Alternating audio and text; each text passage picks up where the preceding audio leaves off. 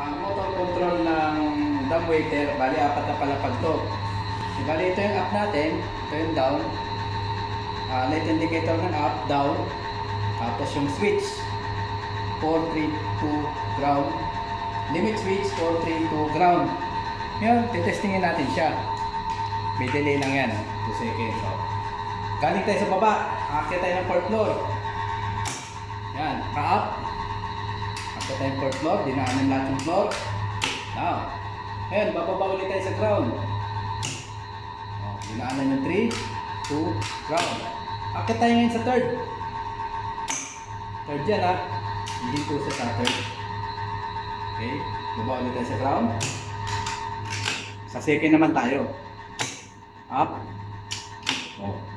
Aakyat tayo sa 4th. Up. Mula 4th, baba tayo 2nd. Okay, 3rd. 2nd. 3rd. 4th. 2nd. Ground. Oh, nakadali. Okay.